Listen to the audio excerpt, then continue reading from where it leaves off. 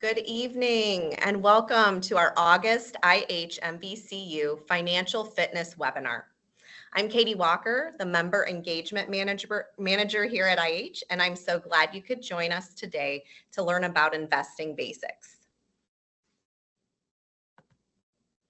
Whether you're just starting out, have some experience in investing, or simply want to feel more confident about your financial future, this workshop is designed to meet you where you are. Let's grow your money mindset. Our workshop overview for tonight looks like this. We will begin talking about IHMVCU and financial coaching, IHMVCU investment services. We're going to welcome the expert Justin Anderson. We'll talk about investing basics presentation. We'll go through any questions that you have, and then we'll have some closing remarks. First, I want to talk a little bit about IH and then our financial coaching that we have here. So IHMVCU actually stands for IH Mississippi Valley Credit Union. We were founded in 1934 as a member-owned financial cooperative based in the Quad Cities and a charter that spans to the western side of Des Moines, Iowa. IH offers a full range of deposit and lending products to help our members on their financial journey. Next, we have financial coaches. We actually have over 30 team members that are trained to help guide members on their financial journey. Each coach holds the CCUFC, which is a Certified Credit Union Financial Counselor designation, which means they're trained to help you build or repair your credit, work with creditors, and make real progress towards your financial goals. Next, we'll talk about IH Investment Services.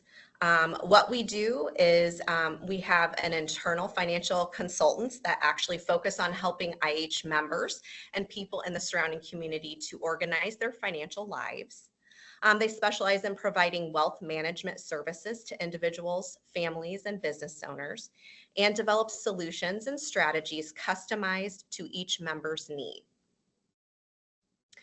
And then IH Investment Service financial consultants take a holistic view of a client's financial life, able to focus on both planning and advising.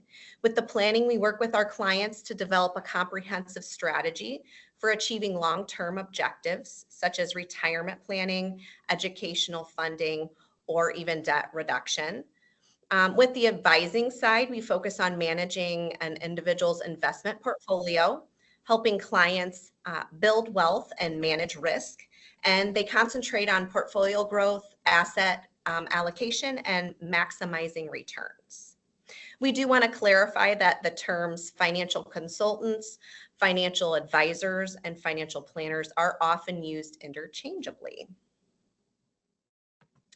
We want to welcome and introduce our knowledgeable IH speaker tonight, Justin Anderson. Justin is an LPL financial consultant for IH Investment Services. He brings over 12 years of experience in the financial services industry and is an accredited investment fiduciary. He's passionate about helping others better their financial situation and gain comfort and understanding with investing. Prior to joining IH Investment Services, Justin worked with New York Life for 6 years and spent 5+ years with local credit unions. Justin has served on many local boards and is an active lifelong member of the Quad City community. Justin resides in the Quad Cities and enjoys spending time with his wife and 6 children. So welcome, Justin. Before we jump in, I wanted to remind you that everyone is muted for the entirety of this session tonight. If questions arise during the session, please place them in the chat and we will address them live at the end of the webinar. Also, this session is being recorded for future viewing purposes. With that said, I'm going to go ahead and hand it over to Justin.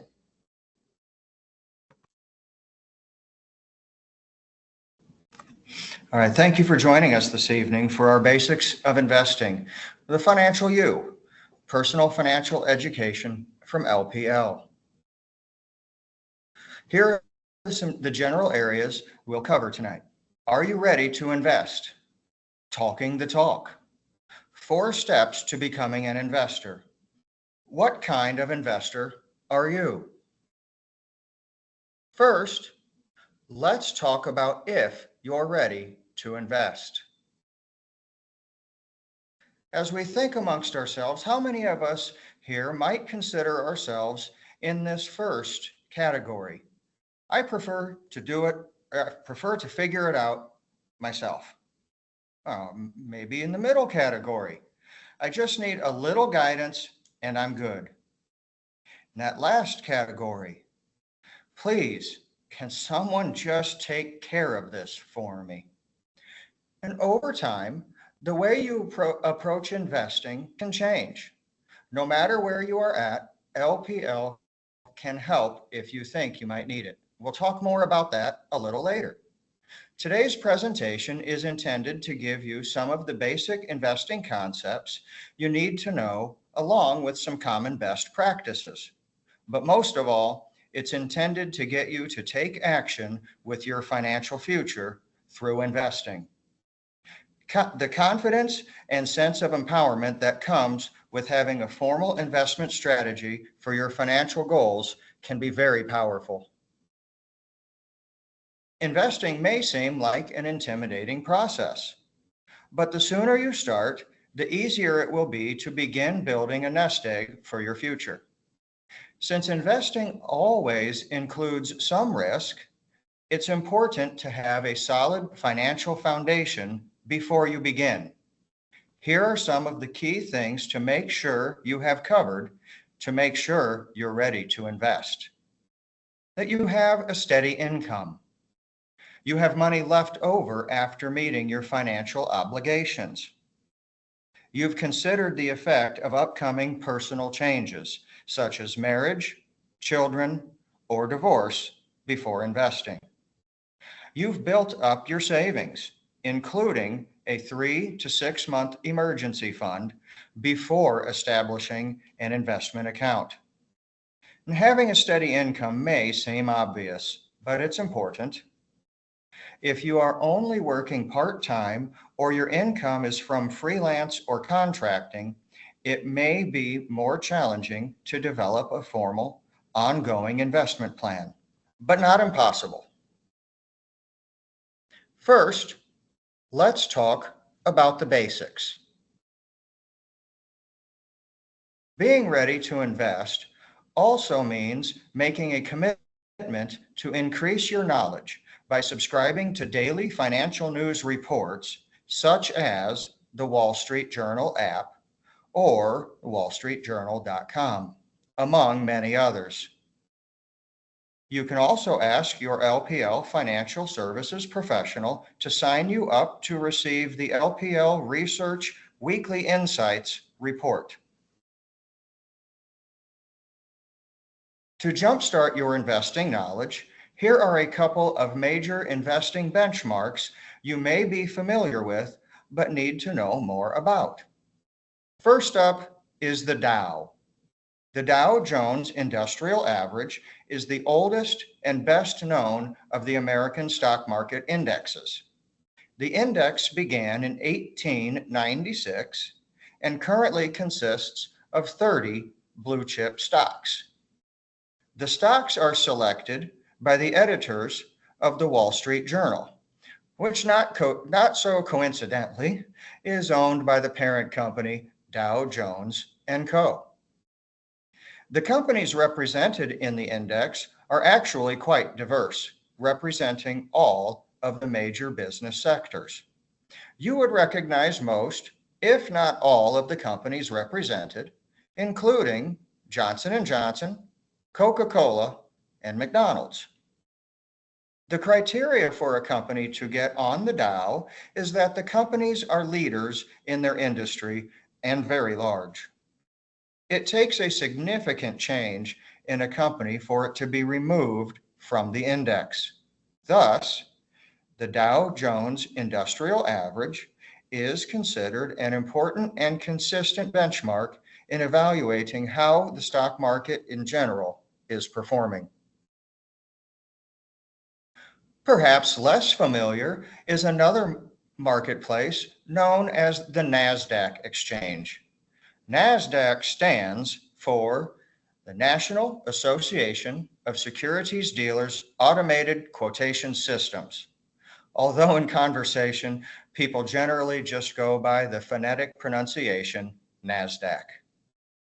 In the last quarter century, NASDAQ has emerged as one of the largest and most popular stock exchanges and was the first exchange to offer online trading. Stocks that are traded on the NASDAQ exchange tend to be tech companies like Apple, Facebook, Microsoft, and Google.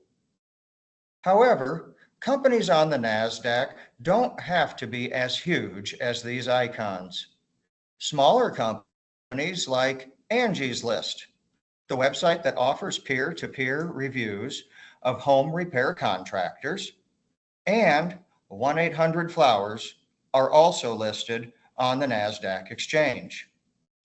While NASDAQ generally tends to include many tech companies, it also trades some banking companies, airline companies like Spirit Airlines, and even a few non-tech businesses like Starbucks and the shoe company Steve Madden. Amazon is also traded on the NASDAQ. Now that we've covered some ways to set yourself up for investing success, let's look at what I like to call the 4 steps to becoming an investor. Step 1, learn which investments are appropriate for your financial goals. Whether it's saving for retirement, buying a new home, funding a college education, or any other financial goal, here's a quick look at some of the key types of investments available to help you. A stock, also known as shares or equity, is a type of security that signifies proportionate ownership in the issuing corporation. This entitles the stockholder to that proportion of the company's assets and earnings. Stocks are bought and sold predominantly on stock exchanges and are the foundation of nearly every portfolio. Stocks and stock mutual funds have a high return potential, but the potential risk with stocks is also high.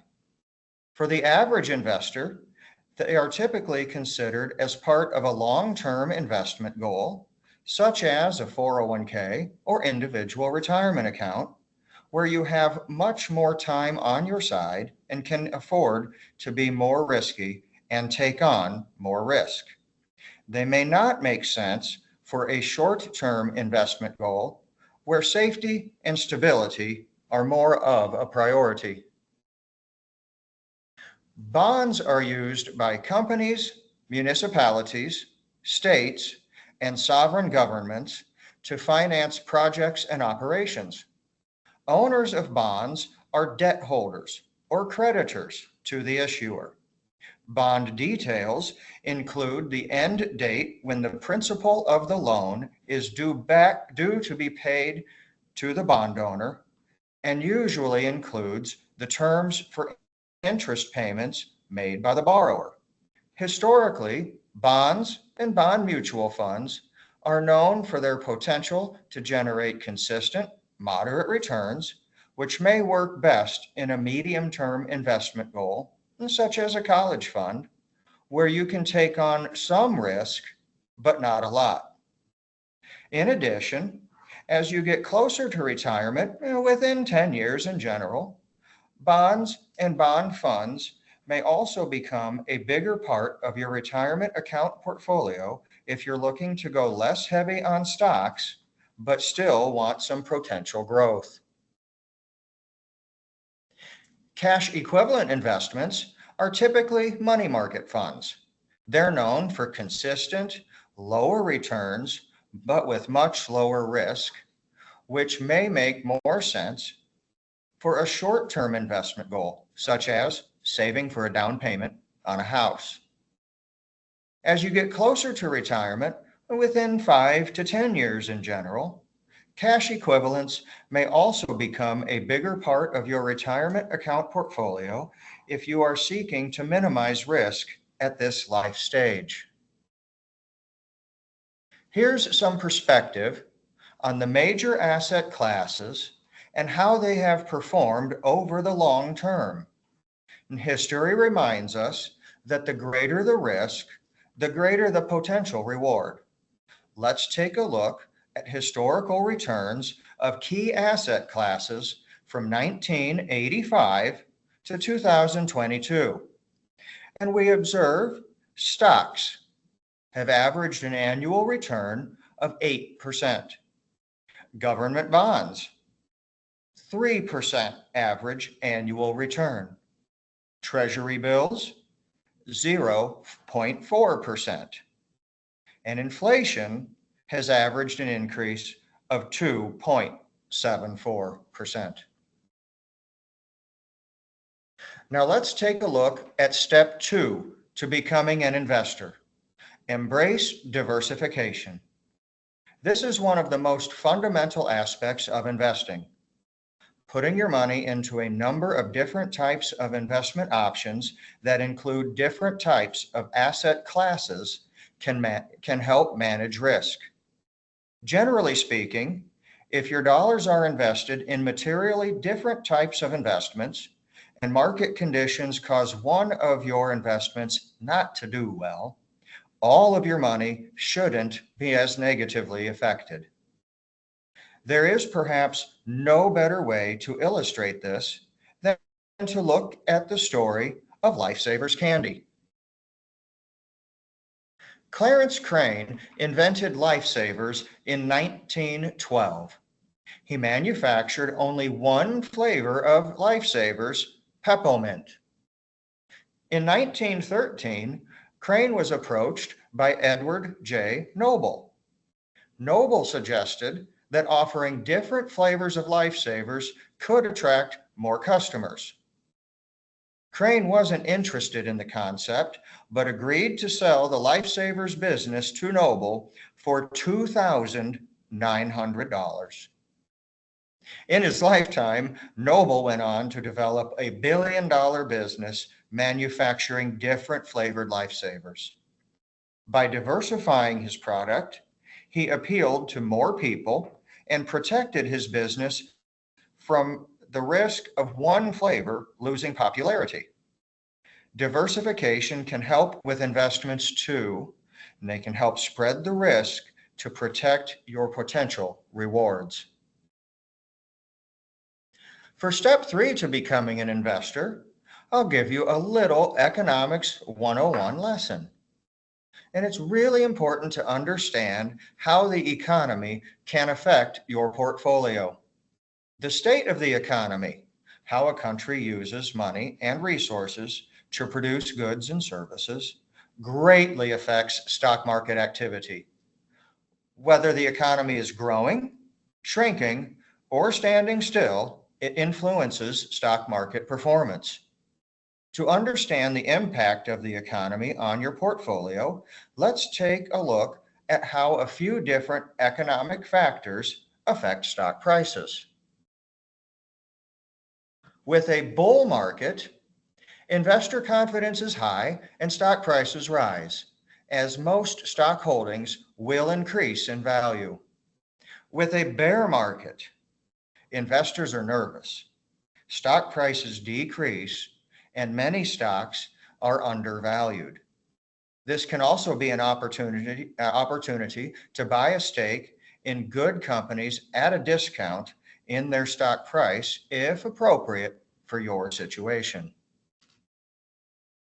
When there is inflation, prices are rising and purchasing power is falling. A dollar buys less than it used to. But when inflation spikes too high, people can't afford to buy as much as they could before, and corporations may start to lose sales, causing stock prices to drop. This can create a drop in investment values. When there is low inflation, this can indicate a healthy economy, which can be good for the stock market and stock prices. Interest rates include credit card interest rates, mortgage rates, car loan rates, and even the savings rate you receive on a savings account at your bank or credit union. When interest rates increase, stock prices tend to decrease. When interest rates drop, stock prices usually rise. In 2019, the Federal Reserve, aka the Fed, the government entity with the responsibility for implementing interest rates strategies to support the economy, decreased interest rates on three separate occasions. They did this in an attempt to help offset a potential recession and avoid an economic downturn. Please note the inverse relationship with rate setting by the Fed and stock prices. When rates go up, stock prices generally go down. When rates go down, stock prices generally go up. While this presentation gives you some basics to help you get started with investing, you should know that professional help is available if and when you want it. It's important enough to be our fourth step in becoming an investor. LPL financial professionals can give you hands-on personal guidance and advice to help you determine your financial goals and how you can potentially achieve them through investing. Here's how they can help. They can help you understand different types of investments and their place in a balanced investment portfolio. Help you determine your financial goals, such as retirement, buying a home, funding a college education, starting your own business, or just getting better at budgeting and paying down credit card debt. Can help you determine an appropriate investment strategy to pursue your financial goals based on your risk and time frame. Discuss professionally managed investment strategies that may be of interest to you, and meet with you on a regular basis to track progress and adjust as necessary. What kind of investor are you? I'd like to close our presentation by pointing out that a big part of becoming an investor is determining your tolerance for investment risk. Everyone is different. It's important to be honest with yourself about your appetite for risk. At the end of your brochure handout, you'll find a short quiz that will help you understand yourself better when it comes to investment risk. By completing the quiz, you can determine your individual risk profile, and that's a great start to starting to build an investment portfolio. And Katie will drop a link to that booklet in the chat for your utilization. And once you've scored yourself and determined your risk profile, you can find the asset allocation model that matches your risk profile.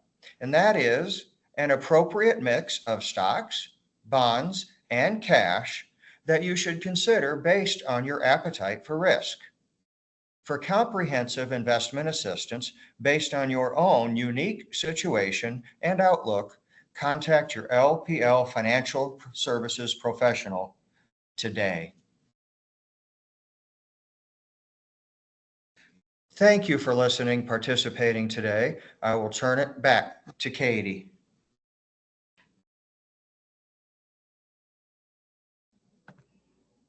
Thank you so much, Justin. We appreciate you sharing your knowledge with us tonight. We have a few minutes for questions. So if you haven't already, you can place them in the chat, and we will take a look at them and address them as they come in. I'm going to get started with the first one. Justin, what is a stock? What is a bond? And what is your role in helping us decide which is best for us? So kind of a three-part question there. You bet, and thank you for that. A stock, remember, is proportional ownership in a company. And so based on how many stocks they have listed out and how many you choose to own, your proportion gives you the participation in the company's assets and profits.